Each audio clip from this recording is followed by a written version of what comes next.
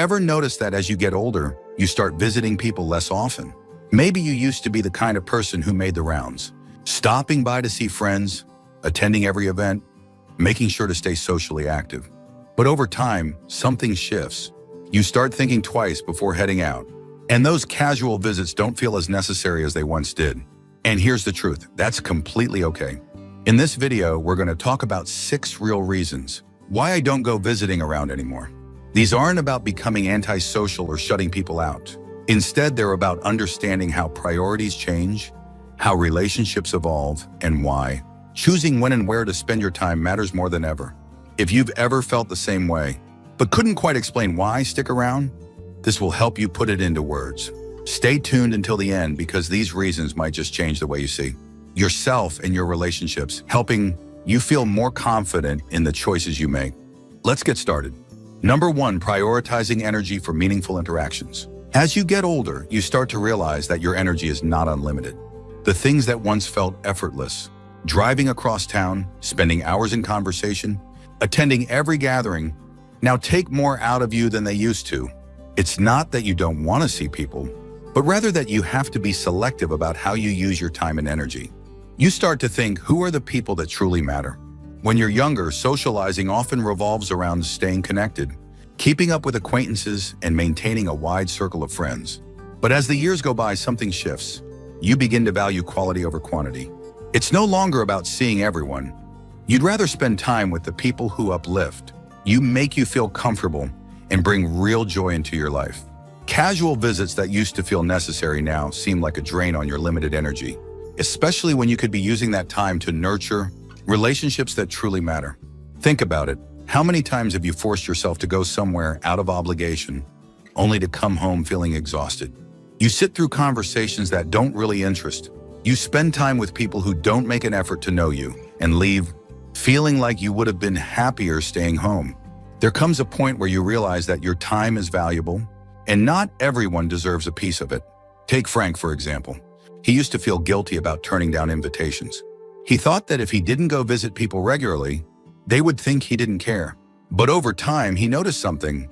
The people who truly valued him didn't need frequent visits to maintain a strong connection. Instead of spending his energy on surface-level interactions, he started focusing on deeper, more meaningful relationships, and suddenly socializing felt less like an obligation and more like a true joy. It's not about isolating yourself, it's about choosing wisely.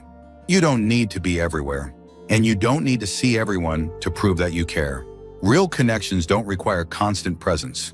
They require genuine appreciation, understanding, and a mutual respect for each other's time. Number 2, avoiding unnecessary stress and drama. One of the biggest lessons you learn as you get older is that not every social interaction is worth your peace of mind. There was a time when you might have tolerated gossip, unnecessary conflicts, or people who seemed to bring more negativity than joy. But as the years go by, you start to recognize that protecting your peace is more important than maintaining every relationship. It's not that you don't care about people.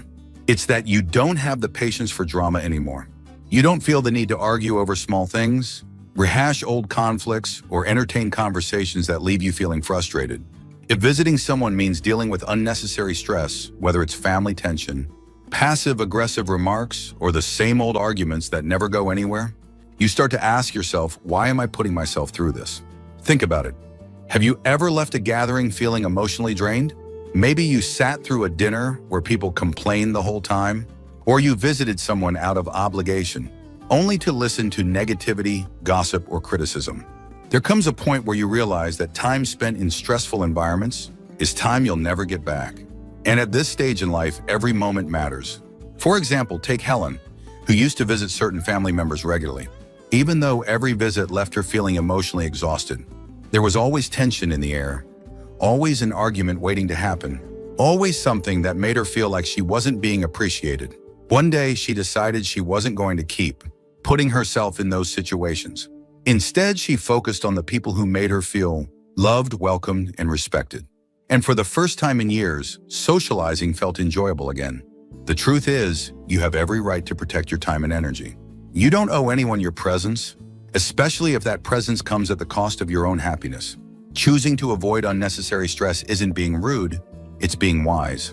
Because the people who truly care about you won't make you feel obligated to endure negativity just to maintain a relationship. If you're still watching this video and finding these insights valuable, please comment number 2 below to let me know you're here. And if you haven't subscribed yet, I recommend you subscribe and turn on the bell so you don't miss any videos. Your support helps us continue creating good content to inform and inspire you. Now let's move forward. Number 3, finding comfort in familiar spaces. There's something about home that just feels right. Over the years, you build a space that's yours, a place where you can relax, think, and truly be yourself. And as you get older, that comfort becomes more valuable than ever. The idea of getting dressed, driving across town, making small talk, and sitting in someone else's space just doesn't feel as appealing as it once did. It's not about avoiding people. It's about appreciating the peace of your own surroundings. When you're younger, there's an urge to always be on the go, always seeking out social events and new experiences. But over time, you realize that being out isn't always better than being home. There's a special kind of joy in waking up in your own bed, drinking coffee from your favorite mug, and knowing that your day will go exactly how you want it to. There's no pressure to entertain, no need to adjust to someone else's schedule, just the comfort of being in a space that feels truly yours. For someone, visiting people means dealing with environments that don't feel welcoming. Maybe their house is too loud, too chaotic, or just not comfortable for long visits. Maybe the chairs aren't as supportive, the atmosphere feels unfamiliar, or you don't feel as at ease as you do in your own home. The reality is, as you age, your comfort matters more than social expectations. And if you find more joy in staying home than in traveling to visit others, there's absolutely nothing wrong with that. Take Bill, for example. He used to feel guilty about turning down invitations. But every time he visited someone, he found himself counting the minutes until he could leave. The noise, the distractions, the unfamiliar environment, it was exhausting. One day, he decided to stop, forcing himself to go places just because he felt he had to. Instead, he started inviting people to visit him on his own terms. And suddenly, socializing became something he actually looked forward to, instead of something he dreaded. There's a reason why home feels like home. Because it's a space designed for you. It's where you feel safe, where your favorite things are, where you can move at your own pace, without worrying about being a guest in someone else's space. Choosing to spend more time at home isn't about isolation. It's about embracing the comfort you've worked so hard to create. Now let's talk about something that happens naturally as you get older, realizing that not every relationship needs constant upkeep. Number 4, preferring quality over quantity in social life. When you're younger, socializing often feels like a numbers game. The more friends you have, the more invitations you get, the busier your calendar looks, the more connected you feel. But as you age, you begin to realize that real fulfillment doesn't come from the number of people in your life, but from the depth of the relationships you maintain.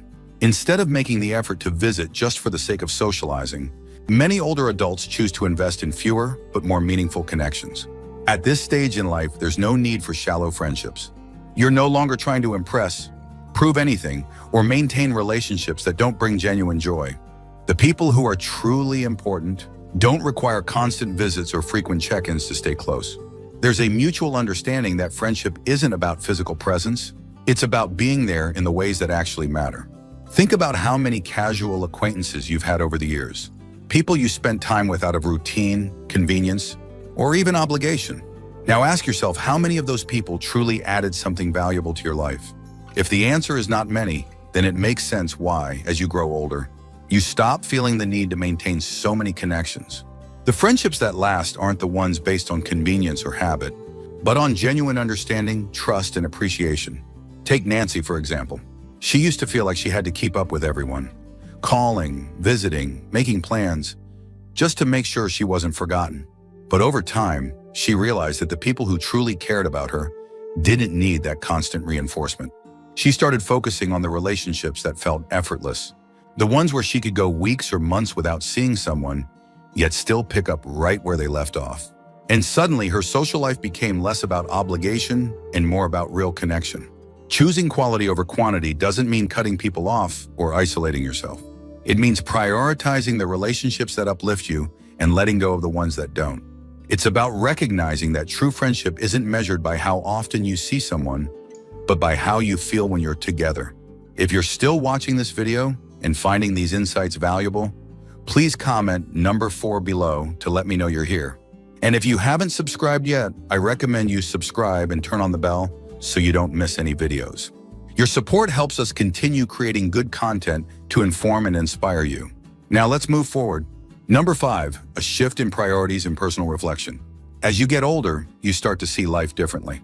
The things that once seemed important, staying socially active, being seen, making sure you're always part of the group, start to fade in significance. Instead, you begin to focus on what truly matters. You recognize that your time is limited, and you start making choices that reflect what brings you the most peace, fulfillment, and happiness. For many seniors, this shift in priorities means that visiting others just for the sake of it no longer feels necessary. Instead of spending time on activities that no longer bring joy, there's a deeper appreciation for self-care, personal growth, and simply enjoying the present moment. Some people find fulfillment in reading, others in hobbies they never had time for before, and others in simply sitting in the quiet of their home, reflecting on the life they've lived. Think about it. How many moments have you spent doing things out of habit rather than genuine interest?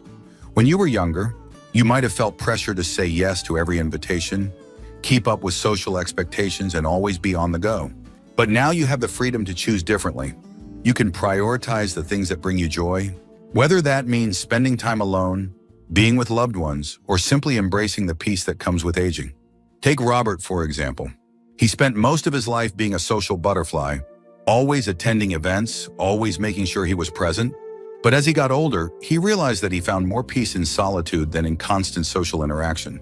He started to spend more time outdoors, enjoying simple walks, reading books he had put off for years, and reflecting on the things that truly made him happy.